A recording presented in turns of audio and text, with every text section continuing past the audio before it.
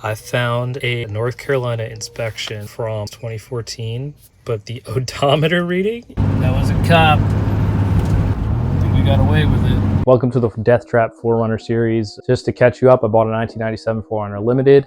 It is in rough shape. It looks great on the outside, but mechanically, maybe not the best. Today, we're gonna make it a little bit quieter, fix those exhaust leaks. All right, so I put one nut on because I don't hate my neighbors and it's 2 in the morning. I do want you to hear what this sounds like. So I put an extra mic on the passenger side wheel well. I hope it still starts because the other thing was this thing had a weak battery. Oh, it's gonna die. You can kind of hear it. It did take a while to crank over. Makes me nervous about compression. In place to where our offending missing nuts are. But that's that exhaust manifold. That's what you were hearing. I'm not even gonna take the tires off for this. Just to show that you guys can do this too. I'm using Tractor Supply nuts. We got some M10s. I think this is what I measured. Let's see if I bought the wrong thing. That exhaust is hot already. So these are the right size. There's just barely any thread hanging on right there. Oh, that is aluminum foil, I think. No, that's just some shielding. Oh, I dropped that nut. All right, one more right next to the starter. Oh, man. These aren't hitting the ground either. That is getting caught somewhere. So I got nuts to find. Actually, I bought 2 packs of these. All right, so we got our nuts started. And along the same trope of just doing the most with the least. So many people sleep on these Harbor Freight sockets. I've used these. I know they're not freaking impact rated, but you could use them on there. I could see it sealing up. All right, that's insane. All right, we got one. But luckily I have this removable head ratcheting wrench. I'll put a link to it in the description if you guys want to pick it up. Let's see, can we actually get to this one? Oh, physics, damn. Oh, I'm gonna have to get all those nuts out of there. Alright, that back nut is cooked. It fell off and didn't even make a sound. Alright, well, we're just gonna do the starter nut. You know, out of everything on this thing, I thought this was gonna take me the least amount of time. I mean, it may still be the thing that takes me the least amount of time, but this is honestly a little bit harder than I thought. Got my long extension with my flex head, and it does fit. It just barely works. Was that enough? Oh my god, yeah, I think that's enough. You want to hear start with only 2 nuts?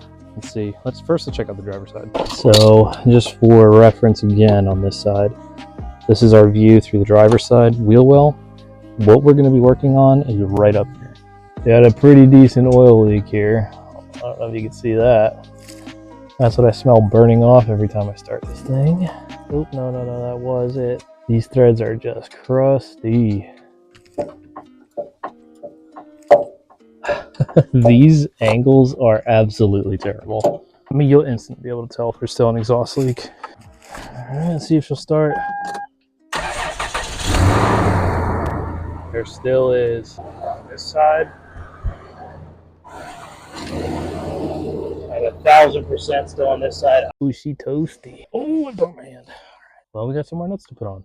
I think I'm a little bit retarded. I mean, on this side, I was right that the nuts were missing. On the driver's side, that flange definitely was not missing the nuts. These are not double-sided studs. They only have nuts on one side. Come to find out, the manifold itself has some snapped-off studs and also some studs where the nuts were just loose. So I'm tightening them up on the driver's side, and I'm going to double-check the passenger side to see what's up. So there's a lot more missing than just those nuts. This side wasn't missing as much, like the nuts on the flange. Driver's side definitely was. On this side, though, we had the 2 bolts that were holding this manifold on. There's 2 that are missing, but the 2 that were on here were loose. They were hand tight. Same deal over here. Manifold bolts, all hand tight. I'm hoping this kind of alleviates our exhaust leak. I didn't tighten the flange nuts because I realized I was double nutting those flanges. Just putting these intake hoses back on. I'll do one more start, and if this doesn't work, I'm calling it for tonight, and I'm reattacking this in the daytime.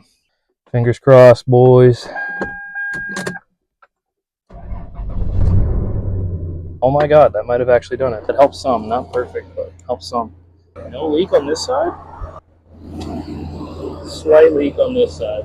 It's so hard to tell where it's coming from. There's 2 bolts that are missing on the bottom of this manifold, and that might be exactly where our leak is coming from. Much quieter. You can hear that exhaust tick on this side.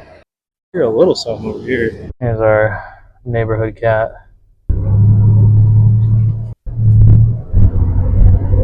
Yeah, you could kind of hear it. No, it's not too bad anymore. You hear that tick though. So I'm pretty sure this is our bolt. This is our guy. You can't really see the backside, but it has the same amount of threads exposed as the top as what we're expecting. Can't thread this bad boy in while it's on the ground. Let's get it up in the air. All I'm gonna do is crack these loose. We're gonna try to line up this last one, let you know if it works. So some terrible news. That ball joint bolt is stripped out. So that's why the last person didn't replace it. That's why it's sitting in the cup holder. This truck is death by 1,000 cuts, man. I'm thinking we're gonna put the TRD tires on it and just let it ride. I'm tired, boss. Like what? It's probably 4 in the morning now. On the bright side, exhaust leak is a little bit better. It just needs more missing nuts. Those are probably stripped out. If those bolts I've seen today are any sort of telltale, any sort of red flag, those are definitely stripped out. Well, press on. All right, guys, I'm doing some investigation here. I found a North Carolina inspection from 2014, but the odometer reading is 256,000 miles. I think that this thing has easily 350 plus now. Bro. Well, we're learning a lot about this little thing. I am honestly surprised. And honestly, I mean, for something that has 350K, you would think the seats would be absolutely destroyed. I mean, this center console's a little rough, but dang. Take 300. I think this shows pretty well how she looks. You can't really see the new rims and tires. We got the TRDs. So, on cold start, first cold start, she's got an extended crank. Oof.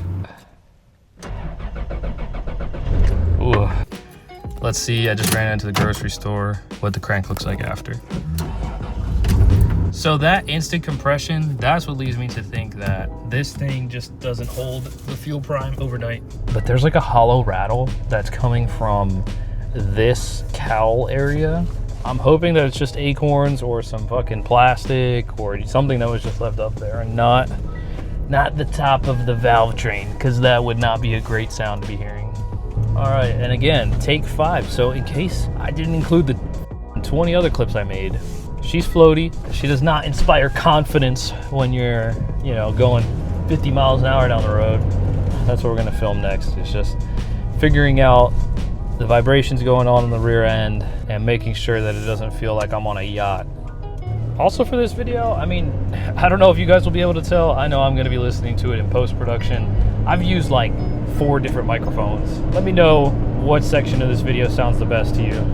So here at 40 miles an hour, we got a little bit of vibration, nothing crazy. But if I let off the throttle, it kind of clears up. It's there for a second and then clears up. Again, as I'm hanging onto that throttle and I'm keeping going, I feel a light vibration. Above 50, it really picks up. And yeah, this thing is just bouncy. And brake lane, dog. I don't understand. That brake master cylinder is full. I'm gonna clean off the sensor and see if it helps. And then that light just kicks off whenever it feels like it. Got brakes though, for now. I mean, this thing's got some torque. She takes off. I've driven this to work 2 days in a row now. Driven it to the store a handful of times. It starts right up, battery's just weak. Shout out to the Jeep. I've always wanted a Jeep, man. My wife's actually always wanted a Jeep. For now, we got the Yoda.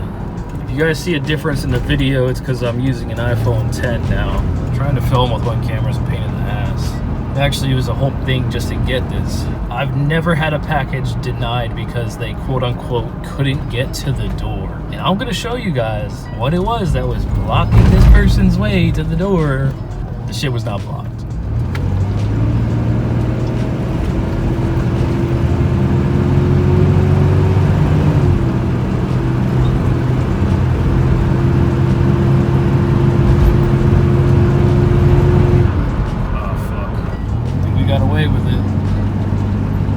Cop. I know I dogged on this thing in the first video, but honestly, it's not bad at all. And I'm taking this thing to work. it's got this fucking brake light. I used to have a 97 T100. Had the same thing going on, and it's just one way or another, the sensors just go bad. This thing's relatively rust free. I mean, it's got just like some surface rust in the rear, but usually these things are falling apart. But not this one. I mean, a little bit of backstory. I don't know if you guys give a fuck, but a little bit of backstory on why I wanted to pick up a 4Runner. This was my childhood car. My parents drove me around in a 3rd gen 4Runner. It wasn't white though, it was silver. And I mean, they kept that thing forever. They actually went to my brother. That was his first car, and he blew it the hell up. They rebuilt the engine, and he blew it up again. I've always wanted to get my hands on a 3rd gen again. Sunroof doesn't work. I mean, this is super common on these. From what I keep on seeing online, the sunroof could just be a rusty cable, rusty guides / seized up cables and guides. There's one video that I see put out by somebody, but his discussion was about, instead of completely replacing everything up there, you could just replace certain like bits and pieces and lube up the rest and be good to go. It seems like a lot of labor, something that I won't really ever use. This heat feels amazing. We got that old truck smell. 20 years of other people's dead skin in here, and then the leather, old leather with butt sweat creates the perfect aroma, you know what I'm saying? I'm a big fan of Steinfab, and so I'll see this dude holding his phone backwards, so the back camera, like I guess like what you guys are seeing right now, is pointed at him, but his hand looks like a claw, and I've always wondered what the hell he was doing, and I think I figured it out. And so his fingers don't touch the touchscreen, but he still has a decent grip on the phone. I talked to the seller a little bit more, and he mentioned that there are OEM ball joints on this thing. It makes me feel a lot better. Hopefully, if you guys are fans of my channel, you guys are fans of Steinfab. Fortunately, he had a friend that passed away from running old ball joints on the 4Runner. So it had me spooked. Thankfully, these are OEM, and they've been replaced within the past like 20K miles. I mentioned this channel to my coworkers. One of my coworkers, probably watching this video, just blew my shit up, sent my channel out to the whole group chat. But hey, it's free views, and I know it's all love. I don't know if you guys see me bouncing. This may have been the better view, capturing the freaking body roll that this truck has. The lighting on this truck, dog shit. I can't see a thing out of this thing. There's some LED lights in the headlights. I mean, they are doing nothing. The light bar helps a little bit, but it shines a beam just down the center of the road. It doesn't really light up the sides. We'll see what we can do about that. That could be another video. Sorry, I know Steinfab just replaces them. What's his name? Colin. That feels wrong. I know in my brain, every time I watch his videos, I'm just thinking Steinfab. He's got a nice little chunk of land, dude. That's what I want. Some land, nobody to bother me. I know his neighbors were bothering the fuck out of him. I feel like that's the move. Oh, I know my wife would be upset if I had a similar layout to his. You know, a little bit nicer, maybe, you know, put some rocks down or put some gravel down to not have him sink into the dirt. You know, my original plan was just kind of to fix this thing up. You know, just enjoy it for a little bit and sell it. But I don't know, the more I drive it, the more I'm like, I kind of just want to keep this thing. I don't know, let me know what I should do. I just have too many cars, man. Too many cars, and I need money.